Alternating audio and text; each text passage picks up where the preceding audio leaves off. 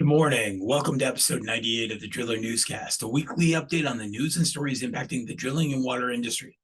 I'm your host, Brock Doherty, and this week's episode is brought to you by Derrick's Drills. Based in High River, Alberta, Derrick's manufactures exceptional dual rotary drilling rigs for the whole world. Using our many years of drilling experience, we've engineered the perfect drilling rig for your water well, geothermal, and reverse circulation exploration projects. Our customer service, technical assistance are second to none. We take great pride in customer satisfaction on your drilling project. Your success is our success. Hey, everybody, jump over to Derrick's website. That's DEREX.ca and check out the two newest rigs to the Derrick's lineup. That's the Arthur and the Matthew. Thanks, Derrick's, for supporting the news the way you do.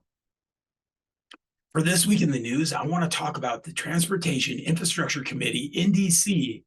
at the end of January voting to approve a slate of measures to reform and restore the permitting processes under the Clean Water Act. It's titled Common Sense Clean Water Act Permitting Reforms and Additional Legislation. This week's feature, we've pushed safety to a challenge several weeks in the news. Starting the new year, now we're going to catch up. We're going to go from East Coast to the Southeast and cover some of the very serious events that took place in 2023. Now the OSHA investigations have wrapped up and the criminal investigations have started. Let's jump into the news. For this week in the news, I think it's very important that we understand who's advocating for clean water and who is making decisions beyond our control. So, on January 31st, the Transportation and Infrastructure Committee voted to approve a slate of measures to reform and restore permitting processes under the Clean Water Act. This was titled Common Sense Clean Water Act Permitting Reforms and Additional Legislation. The Clean Water Act and clean water support healthy communities and industries across the United States, from farming to fishing to manufacturing. Unfortunately, we've seen this law weaponized over the years to delay permits and even permit critical infrastructure and energy projects from moving forward. We want to thank Chairman Rouser, Congressman Staber, Owens, Burleson, and Duarte for their work on today's bills. That, to be clear, do not overhaul or roll back the Clean Water Act, but instead ensure that permitting processes are more consistent and transparent. That statement came from Transportation and Infrastructure Committee Chairman Sam Graves, Republican, Missouri. Let's continue.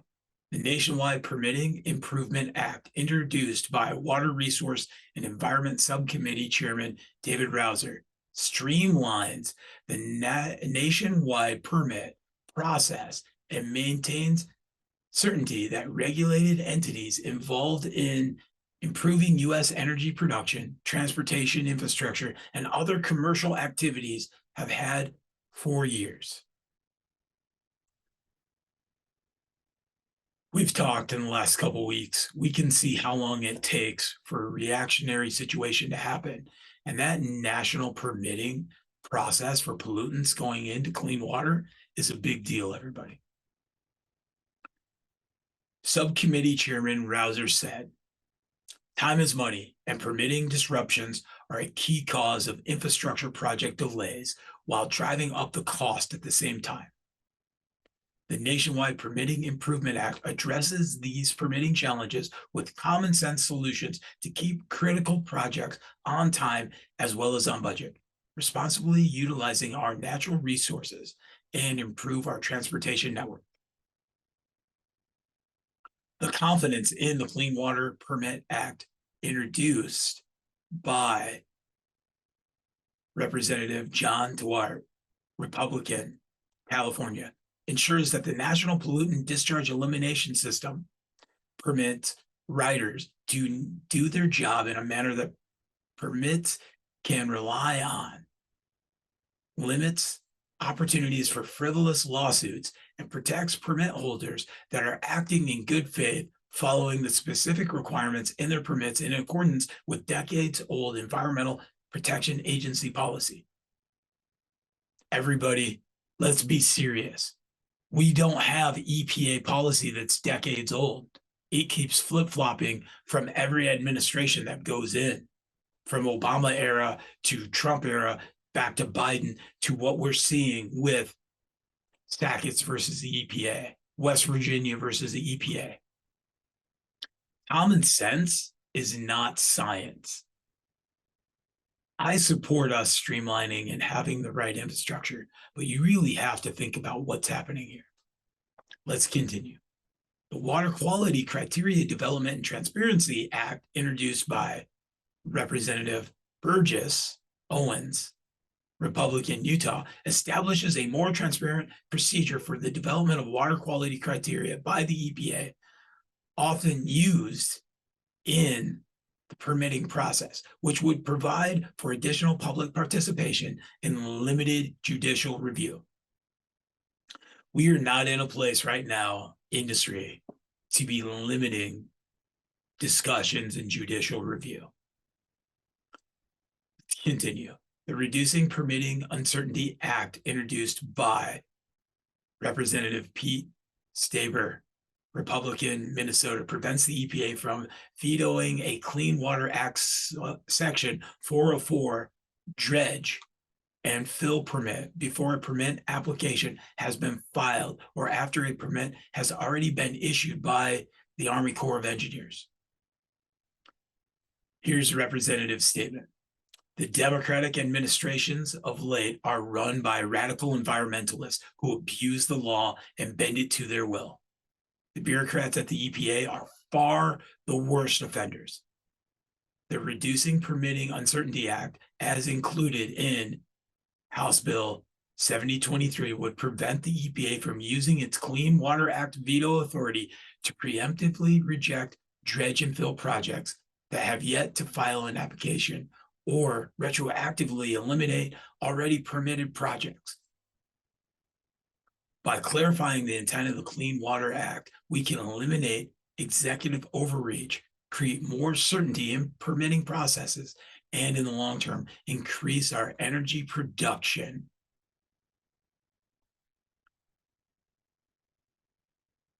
It took 25 years for the state engineer of Nevada to have the data to go to the Nevada Supreme Court over a 250,000 people new development. I want you to think about the process we have here. Groundwater permitting legislation is bipartisan. I spent the first almost 10 years of my career working for Halliburton. I understand the importance of drilling, road building, infrastructure, everything. But at a time that we are 100% defining what groundwater looks like, look at what's happening in New Mexico right now. Look what's happening in Arizona. Look at what's happening in Utah with the Salt Lake, across to Maine, and the bottled water companies circumventing the systems. The state of Indiana wanting to pump 100 million gallons a day from Lafayette to Indianapolis. We have to follow the processes and bring in the proper engineers and scientists. Let's continue. The Judicial Review Timeline Clarity Act, introduced by Representative Eric Burleson, Republican, Missouri, sets a reasonable judicial review timeline for the Clean Water Act Section 404 dredge and fill permits to help ensure reliable and efficient project authorization, which will help spur commercial activity.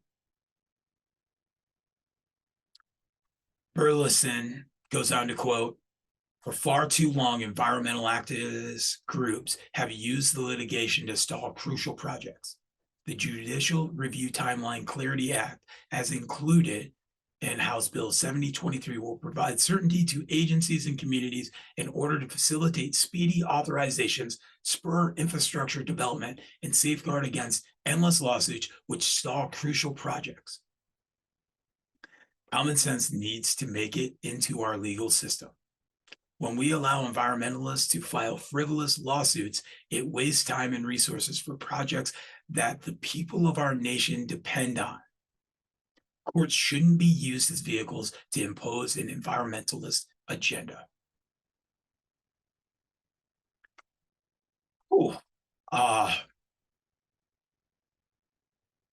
Think long and hard on this one, everybody. I know this is a big year and there's a lot of discussions here, and we obviously need to continue to build our infrastructure, but it has to be the right process. Finally, House Bill 5089, Reducing Regulatory Burdens Act, introduced by the Water Resource and Environmental Subcommittee Chairman David Rouser, Republican, North Carolina, eliminates a dual regulatory process at the EPA for the use of pesticides, saving taxpayers money and reducing regulatory burdens on pesticide users while maintaining the same level of environmental protection. When Rachel Carson wrote Silent Spring about DDT, we didn't know what was happening. We're pouring it on our drafted brave men in Vietnam, fighting for freedom without understanding the effects that my father, Chuck Yorty, that was the underlying condition that killed him in COVID Delta. We have to have the right safeguards in place. We have to do what is right. And having a quote that says, in doing so, this common sense bill will save taxpayers dollars, cut bureaucratic red tape, and reduce the regulatory strain, all while maintaining public health and environmental protections. We don't get both public health and environmental protection when we rush the process. Do we need better processes? Yes. Do we need to trust the science? Yes. Do we need the EPA? Do we need lawmakers to get more involved? 100%. But the discussion needs to be coming from scientists, water professionals, wildlife professionals, all of us having a bigger discussion, opposed to just saying it's some tyrannical environmental law. We can do better, industry. For this week's feature, I wish I could cheer us up after our discussion about the Clean Water Act. However, I'm going to talk about several investigations by OSHA that could very well be a drilling project, a pump project,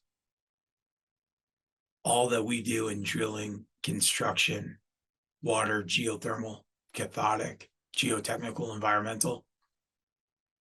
All of these sad situations apply to us. Let's start in Massachusetts. U.S. Department of Labor investigation of construction workers' fatal injuries finds Stoughton contractor failed to follow required safety procedures. LMA Services Company, LLC, faces $142,000 in penalties. In Braintree, Mass., a federal investigation has found that the Stoughton general contractor could have prevented an employee from suffering fatal injuries in June 2023 if the employer had followed required safety regulations and trained workers on safe operations of heavy equipment at a Brockton worksite.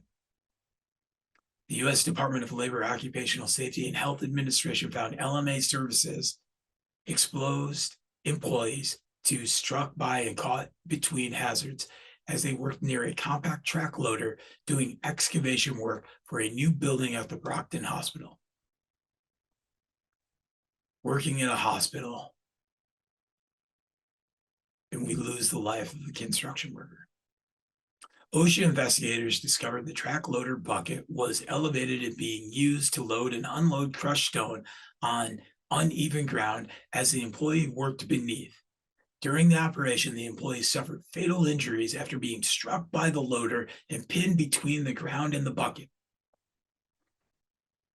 OSHA issued LMA Services Company a willful citation for failing to adequately protect its employees. The citation noted that the employer could have protected its employees by training them to follow the manufacturer's safety warnings, being aware of hazards in the work area, and establishing a site-specific safety plan. Sure, there were some unsafe conditions on this job site, but these were unsafe acts that got this man killed. OSHA also issued the company a second, other than serious, citation for its failure to provide the requested OSHA logs within the required time period, which is 4 hours, everybody. They've been assessed $142,000 in proposed penalties.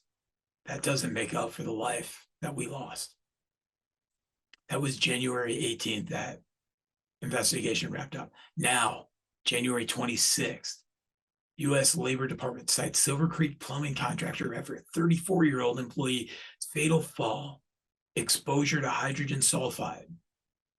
KD Plumbing Incorporated failed to implement written permit space entry program prior to incident in Rome, Georgia. A Silver Creek plumbing contractor could have prevented a 34-year-old employee's June 2023 fatal fall at Rome work site by following required safety procedures. A U.S. Department of Labor investigation found investigators with the Department of OSHA learned that a 3-person crew from KD Plumbing, Inc. was replacing a sewer line at the Armitage High School when they encountered a blockage in the pipe. To clear the blockage near the end of a 60-foot-long trench, one worker entered a manhole. A short time later, the worker fell about 20 feet, where they succumbed to injuries as a result of the fall and subsequent exposure to high atmospheric concentrations of hydrogen sulfide gas. The Rome Fire Department used a gas monitor to test the air inside the manhole and discovered the presence of hydrogen sulfide at 1,910 parts per million. We can do better, industry. The OSHA permissible exposure limit for hydrogen sulfide is 20 parts per million. This was in 1910. According to the National Institute for Occupational Safety and Health, an environmental concentration of 100 parts per million is considered immediately dangerous to life or health. OSHA cited the employer for willfully failing to develop and implement a permit-required confined space entry program, including testing and ventilating the space before allowing employees to enter a manhole. Also, the agency cited KD with 6 serious violations for not providing ladders or other safe means of egress from a 6-foot deep trench and protection or controls for water accumulation inside the trench. In addition, the employer failed to have a competent person inspect the trench prior to workers entering for ensuring excavated soils and uninstalled pipe were stored at least 2 feet from the trench head, preventing them from rolling back inside the trench and striking workers. This is the common sense that we should be talking about in our industry, keeping the spoils pile, our equipment, materials 2 feet away from the leading edge. OSHA has proposed $184,387 in penalties. That does not make up for the young man's life. Here's a quote from OSHA. K&D Plumbing's failure to adhere to industry guidelines resulted in a preventable loss of life, said OSHA Area Director Jeffrey Stowie in Atlanta West. He continues, implementing safety controls and training employees to recognize and avoid hazards is every employer's responsibility. This is also from OSHA. Among the industry's most dangerous hazards, unsafe trenching and excavations lead with, and this is the first time I've seen this statistic, we've been saying 39 for a year and a half now. It led to 40 construction workers suffering fatal injuries in 2022. Slope, shore, shield, adequate egress, confined spaces, get an air quality monitor industry, get confined space permitting, adequate. What happened? That young man said, hey, I'll just jump right down here and I'll clear this blockage. We'll get back to work. It's 1,910 parts per million H2S. We can't have these situations. All right, we have to continue. Next, February 5th, 2024, U.S. Department of Labor cites Alabama construction employer after heat illness claims the life of a 33-year-old worker at Huntsville job site. S&J&L general contractor exposed workers to extreme temperatures without rest and shade. During the peak of summer in July 2023, a 30-year-old concrete finisher collapsed at a Huntsville construction site after showing clear signs of heat illness. Tragedy that federal safety investigators found could have been prevented had the employer followed established safety practices for heat hazards. Go download the Heat Index app by OSHA. It's a red square with a yellow sun. We all should have this app. We should be operating with this app.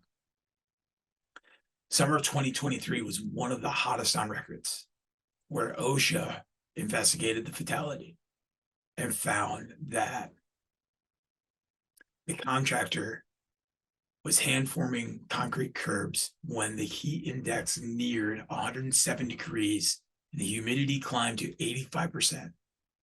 The worker was seen by coworkers stumbling, talking incoherently, and eventually vomiting before becoming unresponsive.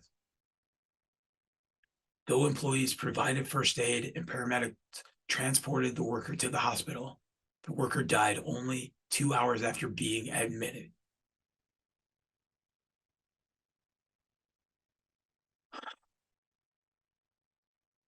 We got to do better. When we're thirsty, work hoard low. We work too many projects with no shade. We have to provide shade. We have to provide water. We have to take care of our people. Somebody is bloody in the face, no longer sweating, talking funny. It's heat-related illness. That's our body beyond our core temperature breaking down. Here's a statement from OSHA. Had the employer ensured access to shade and rest in this brutal heat, this worker might not have lost their lives and would have been able to end the shift safely. That came from OSHA Area Director Joel Batts in Alabama. Regardless of the season, summer or winter, employers must establish rest cycles, train workers in identifying signs and symptoms of weather exposure, ensure workers have time to acclimate to temperatures, and implement and follow safety plans, and ensure those plans are monitored. If not, weather conditions can have severe and sadly sometimes fatal consequences, as they did in this case.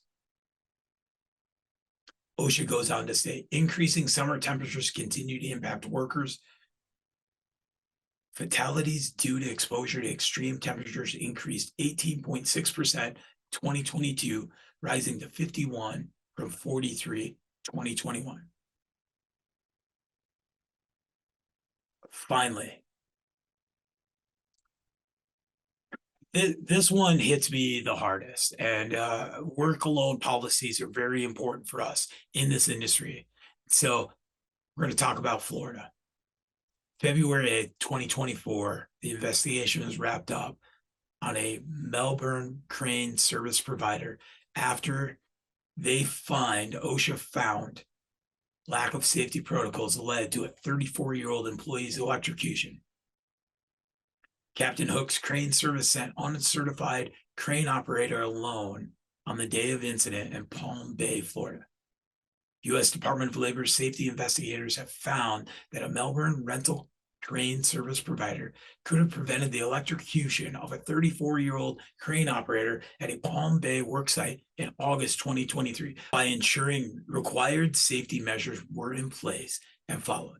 Investigators with the Department of Occupational Safety and Health Administration instead found that on August 23rd, 2023, Captain Hook's crane service sent an uncertified crane operator to a residential construction project alone to lift and place metal frame roof trusses at a residential construction project. After positioning the crane on unpaved driveway and extending the boom to complete the first lift, the operator was electrocuted when the steel wire rope and the chain rigging suspended from the crane boom contacted two 13,200 volt power lines next to the residential property. OSHA cited Captain Hook's crane service for 3 serious violations for using an uncertified crane operator and operating a hydraulic crane within 20 feet of overhead power lines. The employer also failed to ensure the crane was positioned on stable foundation by utilizing adequate cribbing and materials meant to support the outriggers of the crane at a greater height. The agency also cited the employer for 2 other than serious violations for not labeling and marking rigging equipment and failing to ensure warning labels on the hydraulic crane were legible. Here's the quote: "Fatal incidents in construction often occur because of an employer's failure to follow basic safety protocols and industry standard regulations. In this case, Captain Hook Crane Service cut corners and made a conscious choice to send an uncertified crane operator to a job site. That decision led to the worker losing their life." This came from OSHA Area Director Aaron Sanchez in Orlando. Employers owe it to their employees to provide safe working environments.